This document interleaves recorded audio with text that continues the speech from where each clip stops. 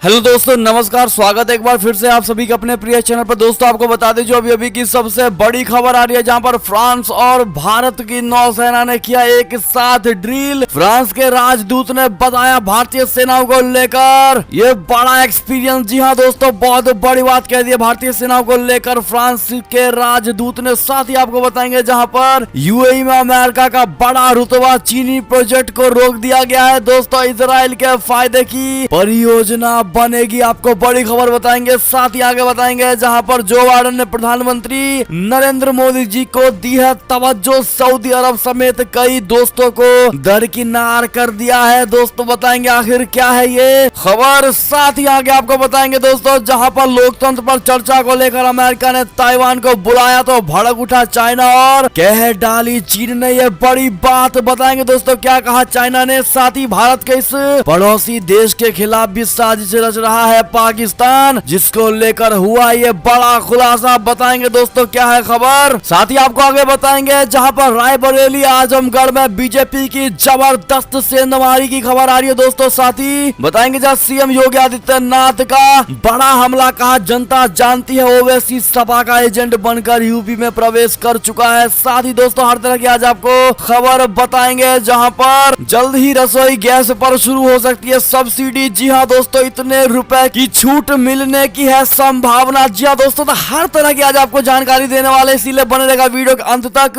और अभी खबरों में आगे बढ़ने से पहले हमेशा की तरह मानते हैं कि अपने भारतीय सेना में वो शौर्य, ताकत, बल, क्षमता, पराक्रम है जो किसी अन्य देश की सेना में नहीं है। दोस्तों साथ ही मोदी जी है तो हर चीज संभव है। तो फटाफट से इस वीडियो को भी कर दीजिए लाइक, चैनल को कर दीजिए सब्सक्राइब, बेल आइकन दबाइए। साथ ही कमेंट बॉक्स में लिख दीजिएगा जय हिंद। जी हाँ दोस्तों, तो बढ़ते हैं पहली और सबसे बड़ी खबर की तरफ, जहां यूएई में अमेरिका का रुतबा चीनी प्रोजेक्ट को रोक दिया गया है। दोस्तों इजराइल के फायदे की परियोजना बनेगी ये वाली। बता दें अमेरिका, इजराइल, संयुक्त अरब अमीरात, यूएई और जॉर्डन के बीच जल के बदले ऊर्जा परियोजना पर बनी सहमति के ठीक पहले ये खबर आई है कि अबू धाबी में चीन की एक निर्माण परियोजना पर काम रोक दिया गया है। दोस्तों और ये बताया जाता है कि चीनी परियोजना को रुकवाने के लिए अमेरिका ने यूएई पर जोरदार दबाव डाला था। दोस्तों जबकि एक ऐसी परियोजना पर सहमति बनी है जिससे अमेरिका के सहयोगी देश इजराइल को फायदा होगा। पश्चिम एशिया में यूएई और जॉर्डन उन देशों में है जिन्हें अमेरिकी प्रभाव क्षेत्र में समझा जाता है। दोस्तों अमेरिकी प्रभाव के कारण ही इन दोनों देशों ने पिछले कुछ समय में इजराइल से अपने रिश्ते सामान्य बनाए हैं। दोस्तों आपको बता दें पर्यवेक्षकों के मुताबिक अमेरिका, इजराइल, यूएई और जॉर्डन के बीच जिस ऊर्जा परियोजना पर सहमति बनी है वो इस क्षेत्र में क्षेत्रीय सहयोग की सबसे बड़ी परियोजना होगी। दोस्तों इसके तहत यूएई की कंपनी मसदार जॉर्डन के रेगिस्तान में सोलर एनर्जी फार्म की स्थापना करेगी, तो उधर जॉर्डन इजराइल को दिए जाने वाले पानी की मात्रा दुगना कर देगी। दोस्तों ऐसे में ये बड़ी खबर और बड़ा झटका चाइना को अमेरिका ने दिया है। दोस्तों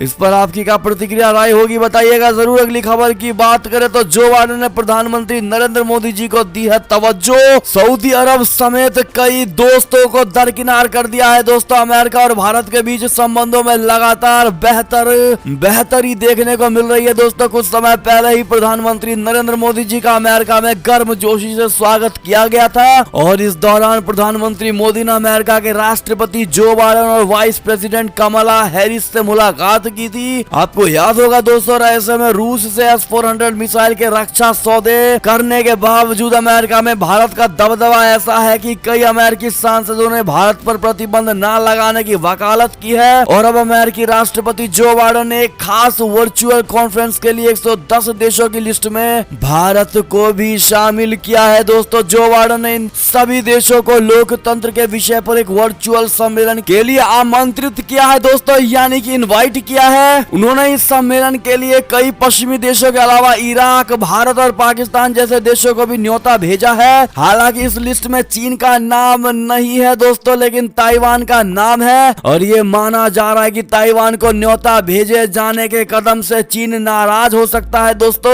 और नाराज हो भी गया। आपको बताएंगे क्या कहा है चाइना ने इसके जवाब में। लेकिन आपको ये खबर बता दें इसके अलावा इस लिस्ट में बांग्लादेश, रूस, तुर्की और श्रीलंका जैसे देशों का भी नाम शामिल नहीं है। और आपको बता दें दोस्तों कि इस खबर को लेकर बौखलाते हुए चाइना ने बड़ी बात कह दी है। बता दें लोकतंत्र पर चर्चा को लेकर अमेरिका ने ताइवान ताइवान को बुलाया तो भड़का चीन, कहा यूएस को होगा भारी नुकसान। जी हाँ दोस्तों, आपको बता दें चीनी विदेश मंत्रालय के प्रवक्ता झाओ लिजियान ने मीडिया से बात करते हुए कहा है कि चीन ताइवान को लोकतंत्र के शिखर सम्मेलन में भाग लेने के लिए अमेरिकी अधिकारियों द्वारा ताइवान के निमंत्रण का कड़ा विरोध करता है और दुनिया में सिर्फ एक चीन है और पीपुल्स रिपब्लिक ऑफ चाइना की सरकार चीन का प्रतिनिधित्व करने वाली एकमात्र कानूनी सरकार है। दोस्तों झाओ ने आगे कहा कि ताइवान चीन का एक अविभाज्य हिस्सा है और वन चाइना पॉलिसी अंतर्राष्ट्रीय संबंधों का एक व्यापक रूप से मान्यता प्राप्त मानदंड है। ताइवान को चीन का हिस्सा होने के अलावा अंतर्राष्ट्रीय कानून में कोई अन्य अंतर्राष्ट्रीय दर्जा नहीं है। हम गंभीरता से अमेरिका से वन चाइना पॉलिसी का पालन करने का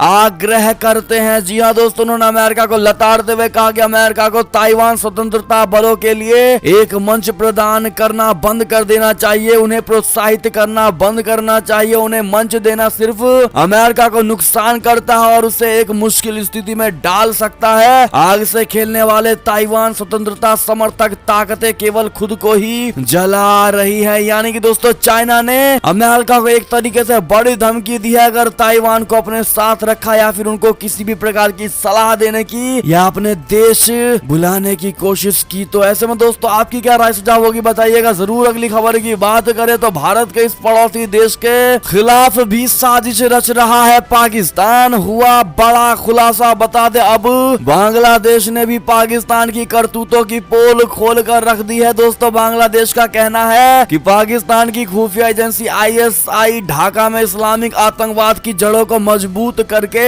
मुल्क को अस्थिर करने की कोशिश कर रही है। बांग्लादेश के मंत्री हसन उल इनू ने ये आरोप लगाते हुए कहा है कि ISI बांग्लादेश के स्वतंत्र होने के समय से ही उसे अस्थिर करने के प्रयासों में लगी हुई है और इन पहलुओं को नजरअंदाज नहीं किया जा सकता। बता दे बांग्लादेश में आतंकवाद और पाकिस्तान द्वारा उसके समर्थन का खुलासा 2016 में ढाका के होली आर्टिंस बेकरी हमले के वक्त हुआ था और इस हमले में 5 अलग अलग देशों के 20 लोग मारे गए थे। दोस्तों और ये हमला जमात उल मुजाहिदीन बांग्लादेशी यानी JMB ने किया था। दोस्तों ऐसे में पाकिस्तान की बड़ी भूमिका, पाकिस्तान का बड़ा खुलासा हुआ है दोस्तों आतंकवाद के सपोर्ट को लेकर। ऐसे में बड़ी खबर थी, आपकी क्या राय होगी इस पर बताइएगा जरूर। दोस्तों बढ़ते हैं अगली खबर की ओर, जहां पर भारत और फ्रांस की नौसेना ने किया एक ऐसा ड्रिल जिसके बाद फ्रांस के राजदूत ने बताया शानदार। जी हाँ दोस्तों, भारत और फ्रांस ने भारतीय तट पर 2 दिनी नौसैनी अभ्यास की शुरुआत की है। फ्रांसीसी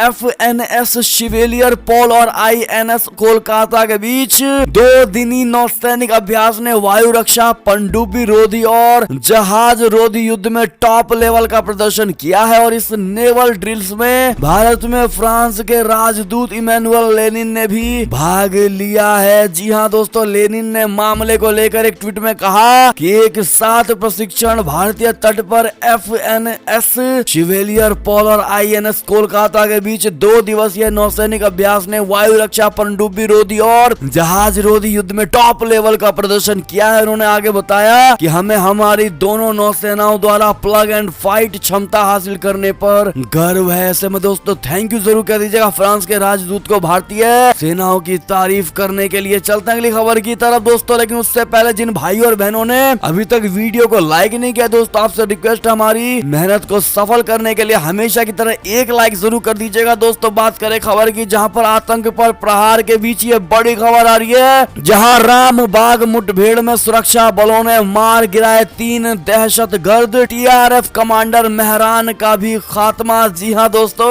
जम्मू कश्मीर की ग्रीष्मकालीन राजधानी श्रीनगर में सुरक्षा बलों और आतंकियों के बीच मुठभेड़ हुई है दोस्तों, जिसमें 3 आतंकियों को मार गिराने में सफलता मिली है और ये बताया जा रहा है कि मारे गए आतंकियों के शव बरामद कर लिए गए हैं दोस्तों, जिनमें से एक आतंकी की शिनाख्त TRF कमांडर मेहरान के रूप में हुई और मेहरान 2 अध्यापकों और नागरिकों की हत्या में शामिल था। दोस्तों मेहरान के मारे जाने और हमलों में शामिल होने की पुष्टि कश्मीर जोन के IG विजय कुमार ने भी की है। दोस्तों अगली खबर की ओर चलें तो भारत चीन संबंधों पर बोले विदेश सचिव हर्षवर्धन श्रृंगला, कहा अभी संबंध नहीं हो सकते हैं सामान्य। जी हाँ दोस्तों, चीन के साथ फिर से तनावपूर्ण होते रिश्तों के बीच भारतीय विदेश विदेश सचिव हर्षवर्धन श्रृंगला ने चीन को खरी खोटी सुनाई है। दोस्तों आपको बता दें, राजधानी दिल्ली में आईसीसी के वार्षिक सम्मेलन और एजीएम को संबोधित करते हुए उन्होंने कहा है कि जब तक चीन के साथ सभी मुद्दों का समाधान नहीं हो जाता,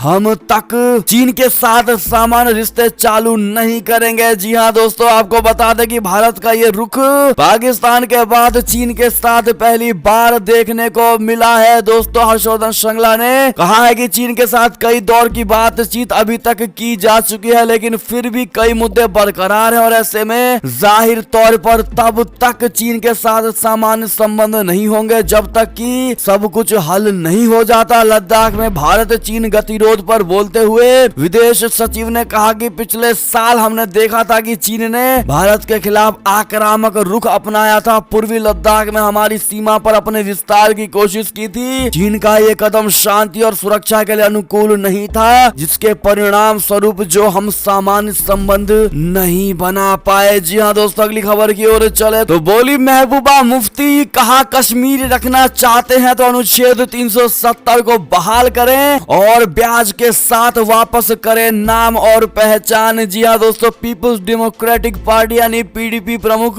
महबूबा मुफ्ती ने बुधवार को केंद्र से कहा कि यदि वो कश्मीर रखना चाहते हैं तो अनुच्छेद 370 बहाल करें और कश्मीरी मुद्दे को हल करें। उन्होंने कहा कि लोग अपनी पहचान एवं सम्मान वापस चाहते हैं और वो भी ब्याज के साथ। जी हाँ दोस्तों, बनिहाल के नील गांव में एक जनसभा को संबोधित करते हुए महबूबा मुफ्ती ने यह बात कहा कि जम्मू कश्मीर के लोगों ने हमारी किस्मत का फैसला महात्मा गांधी के भारत के साथ किया था, जिसने हमें अनुच्छेद 370 दिया, हमारा अपना संविधान और ध्वज दिया गया तथा नाथूराम गोडसे के साथ नहीं रह सकते। जी हाँ दोस्तों, ऐसे में मोदी सरकार को लेकर बड़ी बात कही है दोस्तों इन्होंने। ऐसे में कितने भाई बहन ये चाहते हैं कि महबूबा मुफ्ती को करारा जवाब मिलना चाहिए दोस्तों, क्योंकि 370 हटने से भारत का हिस्सा पूरे तरीके से और लीगली भारत का ही हो गया है दोस्तों। और ऐसे में फिर से इसको अलग करने की बात महबूबा मुफ्ती कर रही है दोस्तों। क्या जवाब मिलना चाहिए बताइएगा जरूर। अगली खबर की ओर चले,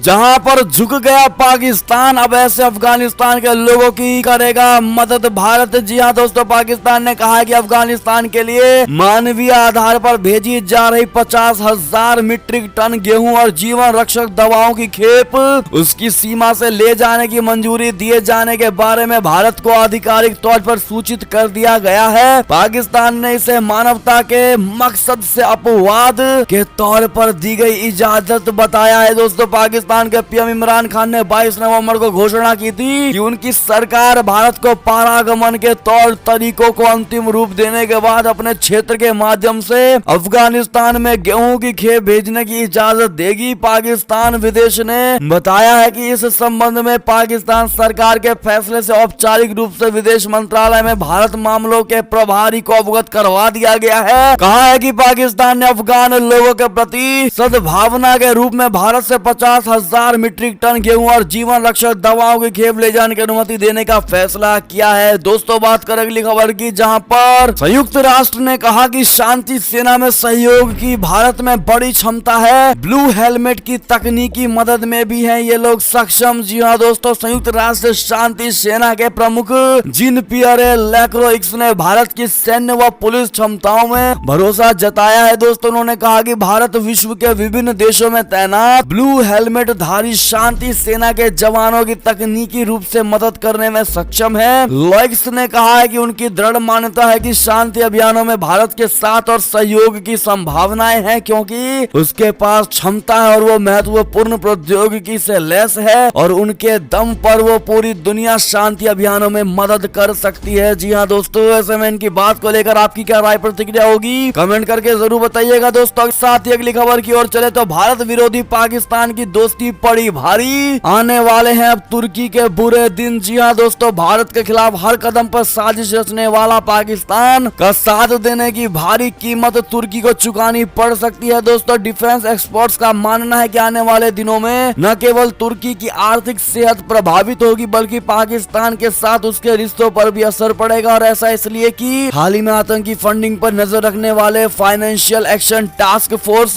ने माली और जॉर्डन के साथ साथ तुर्की को भी अपने ग्रे लिस्ट में शामिल किया है, जबकि पाकिस्तान पहले से ही इस सूची में शामिल है। दोस्तों अगली खबर की ओर चलें, जहां पर चीन के हमले का खतरा बढ़ गया है दोस्तों, जिसके बाद ताइवान ने तेज किया अपना सैन्य प्रशिक्षण और तैयार कर रहा है रिजर्व सेना। जी हां दोस्तों, चीन के मंडराते हमले के खतरे के बीच ताइवान ने अपनी सेना का प्रशिक्षण तेज कर दिया है। दरअसल चीन की सेना पीएलए ने अपने महत्वाकांक्षी सैन्य आधुनिकीकरण को पूरा कर लिया है दोस्तों। और यही नहीं, ताइवान के रक्षा मंत्रालय की ओर से जारी श्वेत पत्र में कहा गया है कि चीनी सेना के पास प्रमुख हवाई अड्डों और बंदरगाहों की नाकेबंदी करने की क्षमता आ गई है। तो वहीं अमेरिकी रक्षा मंत्रालय का कहना है कि चीन के अंदर क्षमता आ गई है कि वो ताइवान के नेतृत्व को साल 2027 तक वार्ता की मेज पर बैठने के लिए बाध्य कर सकता है। अगली खबर की ओर चलें तो काबुल में आतंकी हमलों के साजिश करता ISIS के पर यूएस का बड़ा एक्शन, 3 टॉप कमांडर को ब्लैक लिस्ट कर दिया गया है। दोस्तों अमेरिका ने आतंकी समूह ISIS खुरासान गुट के 3 टॉप कमांडरों को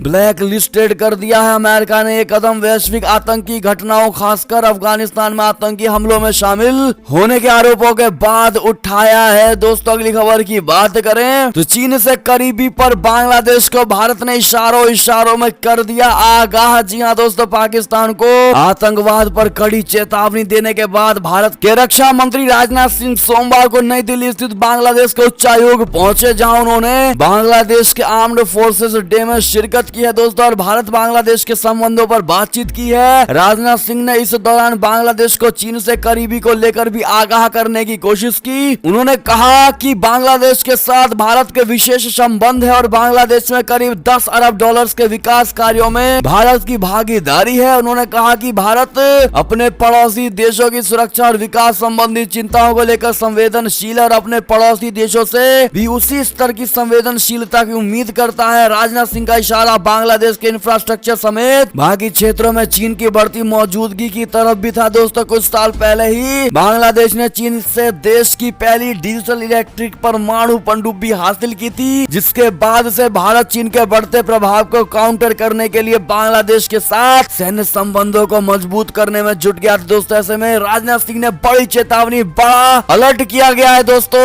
बांग्लादेश के। इस पर आप क्या प्रतिक्रिया देंगे अपनी बताइएगा जरूर। चलते अगली खबर की तरफ, जहां पाकिस्तान की नापाक हरकत, पाकिस्तान ने आतंकियों के करीबी मसूद खान को अमेरिका में बनाया अपना दूत। भारत सहित पाकिस्तान में भी हो रही है इसकी आलोचना। जी हां दोस्तों, पाकिस्तान आतंकियों से करीबी संबंध रखने वाले मसूद खान को अमेरिका में अपना नया दूत नियुक्त करने की घोषणा की है, और यह फैसला पाकिस्तान सरकार पर कट्टरपंथी इस्लामिक और आतंकी संगठनों के गहरे प्रभाव को दर्शाता है। और इस फैसले की भारत, अमेरिका सहित पाकिस्तान में भी आलोचनाएं हो रही है। दोस्तों आप क्या कहेंगे इस पर बताइएगा जरूर। अगली खबर की बात करें तो CPEC के विरोध में फिर उठी पाकिस्तान में आवाज, ग्वादर में भारी प्रदर्शन। जी हां दोस्तों, पाकिस्तान के बंदरगाह शहर ग्वादर में बड़े पैमाने पर विरोध प्रदर्शन शुरू हो गए हैं, और ये प्रदर्शन अनावश्यक चौकियों, पानी और बिजली की भारी कमी, अवैध मछली पकड़ने से आजीविका के खतरे, चीन की अरबों डॉलर की बेल्ट और सड़क परियोजनाओं के खिलाफ है। जी हां दोस्तों, अगली खबर की बात करें तो इमरान खान ने भी माना कि फटे हाल है पाकिस्तान, कहा मुल्क चलाने के लिए नहीं है हमारे पास पैसे। जी हां दोस्तों, पाकिस्तान के प्रधानमंत्री इमरान खान ने मंगलवार को कहा कि कम कर वसूली के साथ बढ़ते विदेशी ऋण उनके देश के लिए राष्ट्रीय सुरक्षा का मुद्दा बन गया है, क्योंकि सरकार के पास लोगों के कल्याण पर खर्च करने के लिए पर्याप्त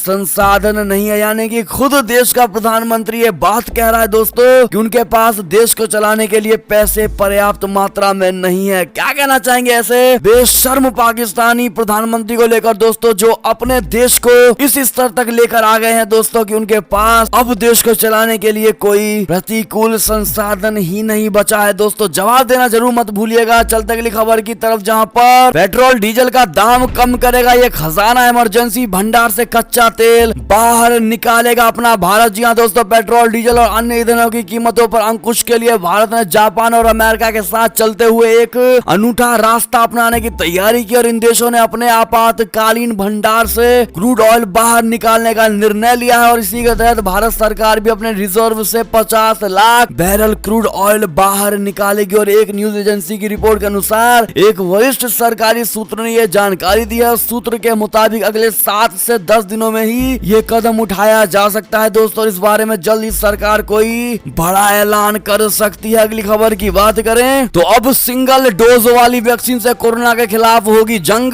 दिसंबर तक होगी स्पुतनिक लाइट की लॉन्चिंग। जी हाँ दोस्तों, कोरोना वायरस के खिलाफ लड़ाई में भारत को इस साल के अंत तक स्पुतनिक लाइट वैक्सीन के रूप में एक और बड़ा हथियार मिलने जा रहा है। बुधवार को रशियन डायरेक्ट इन्वेस्टमेंट फंड यानी RDIF के CEO किरिल दिमित्रीव ने बताया है कि दिसंबर तक भारत में स्पुतनिक लाइट वैक्सीन लॉन्च हो जाएगी और स्पुतनिक लाइट एक सिंगल डोज वैक्सीन है। जी हाँ दोस्तों, अगली खबर की बात करें जहां दुनिया में फिर कोहरा मचा रहा कोरोना। WHO की बड़ी चेतावनी, कहा कि जर्मनी में आने वाले महीनों में दर्ज होंगी 7 लाख मौतें। जी हाँ दोस्तों, बात करें अगली खबर की जहां रायबरेली आजमगढ़ में बीजेपी की जबरदस्त सेंधमारी MLA अदिति सिंह समेत 3 विधायक हुए बीजेपी पार्टी में शामिल। जी हाँ, यूपी में भाजपा के लिए चुनौती बने रायबरेली और आजमगढ़ में बीजेपी ने जबरदस्त सेंधमारी की है। रायबरेली से कांग्रेस की विधायक अदिति सिंह और आजमगढ़ की सगड़ी सीट से विधायक वंदना सिंह ने बुधवार को भाजपा का दामन थाम लिया।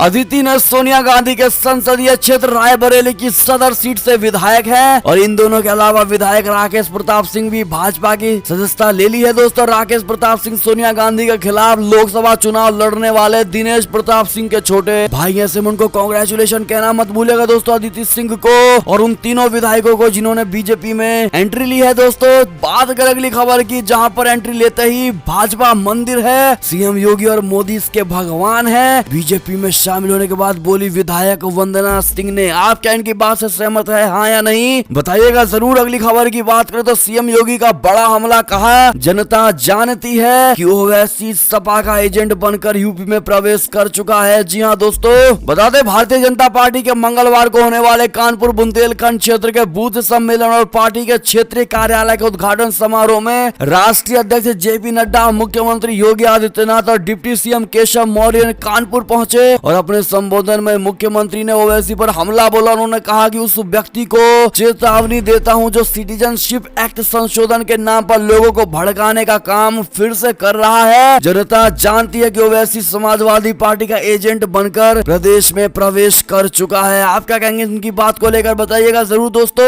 बात करें अगली खबर की जहां PM मोदी से CM ममता की मुलाकात, BSF त्रिपुरा हिंसा का मुद्दा उठाया। बता दें बुधवार को प्रधानमंत्री नरेंद्र मोदी से मुलाकात करके ममता बनर्जी ने इस दौरान BSF के अधिकार क्षेत्र और त्रिपुरा हिंसा का मुद्दा PM मोदी के सामने उठाया। तो वहीं ग्लोबल बिजनेस मीट उद्घाटन के लिए प्रधानमंत्री जी को निमंत्रण भी दिया। दोस्तों, बात करें अगली खबर की जहां पर अखिलेश से मिले संजय सिंह, सपा और RLD के गठबंधन में आम आदमी पार्टी भी क्या होगा शामिल, इसको लेकर अटकलें तेज हो गई हैं। दोस्तों, अगली खबर की ओर चलें जहां पर मुलायम सिंह ने कवि कुमार विश्वास को भी दिया सपा में शामिल होने का ऑफर। जिसके बाद आपको बता दें कि कुमार विश्वास ने आखिर क्या जवाब दिया। उन्होंने कहा, यानी कुमार विश्वास ने अपने भाषण में कहा था कि मैं भी राजनीति में आया पर मेरे साथ वाले आगे बढ़ गए और अब मैं किसी भी दल में नहीं हूं। जिस पर मंच पर बैठे मुलायम ने कुमार को सभा में शामिल करने की बात कही, जिसके बाद दोस्तों पूरा माहौल ठाकों से गूंज उठा और मुस्कुराने लगे कुमार विश्वास। जी हाँ दोस्तों, क्या कहना चाहेंगे आप लोग, क्योंकि सपा पार्टी हर तरीके से छोटे छोटे पार्टियों को, छोटे छोटे लोगों को दोस्तों अपने में गठबंधन की तरह शामिल कर रही है। दोस्तों, वो पूरी कोशिश कर रही है उत्तर प्रदेश को जीतने की। इस पर आप क्या कमेंट करना चाहेंगे बताना मत भूलिएगा। दोस्तों, बात करें अगली खबर की जहां पर रसोई गैस पर जल्द शुरू हो सकती है सब्सिडी, 303 रुपए की छूट संभव हो पा सकती है। दोस्तों, और अभी इन इलाकों में ही है ये जारी। दरअसल महंगाई से आम जनता परेशान और ऐसे में घरेलू गैस सिलेंडर के दाम 900 रुपए तक पहुंच गए और इसी परेशानी को देखते हुए सरकार कोई ना कोई कदम उठाने वाली है। दोस्तों, अगर पिछले काफी वक्त से आपको सब्सिडी के पैसे नहीं मिले हैं तो केंद्र सरकार इसको फिर से बहाल करने का विचार कर रही है। यानी कि केंद्र सरकार पेट्रोल डीजल पर टैक्स में छूट के बाद रसोई में कुछ राहत दे सकती है। आपको बता दें कि ऑयल मार्केटिंग कंपनियों की तरफ से गैस डीलर्स को मिल सकते हैं संकेत। रसोई गैस सिलेंडर पर सरकार 303 रुपए तक की राहत देने का विचार कर रही है। यानी कि अगर अभी 900 रुपए चल रहा घरेलू गैस सिलेंडर तो आपको 587 रुपए तक का ये सिलेंडर मिल सकता है। दोस्तों, और अभी इसकी कोई ऑफिशियल इन्फॉर्मेशन नहीं है। इसका पूरा प्रोसेस क्या है दोस्तों हमने स्क्रीन पर दे दिया है। कैसे मिलेगी आपको सब्सिडी इसकी जानकारी दी है। दोस्तों, अब आप देख ही पा रहे होंगे और कोई डाउट हो तो कमेंट में पूछना बिल्कुल मत भूलिएगा। और ऐसे में ये थी अब तक की सारी बड़ी खबरें। आपको हमारी खबर कैसी लगी दोस्तों, आशा करता हूँ बहुत अच्छी लगी होगी। अगर थोड़ी भी अच्छी लगी है तो इस वीडियो को भी अपने भाई बंधुओं में व्हाट्सएप, फेसबुक, ट्विटर के जरिए पूरे भारत में शेयर करना बिल्कुल मत भूलिएगा। और अभी कर दीजिए इस वीडियो को लाइक लाइक, चैनल को कर दीजिए सब्सक्राइब, बेल आइकन दबाइए, साथ ही कमेंट बॉक्स में लिख दीजिएगा जय हिंद जय भारत। तो मिलते हैं आपसे अगली बड़ी खबर में, तब तक अपना ख्याल रखिएगा दोस्तों। बहुत बहुत धन्यवाद साथ देने के लिए, साथ बने रहने के लिए। जय हिंद दोस्तों, जय भारत।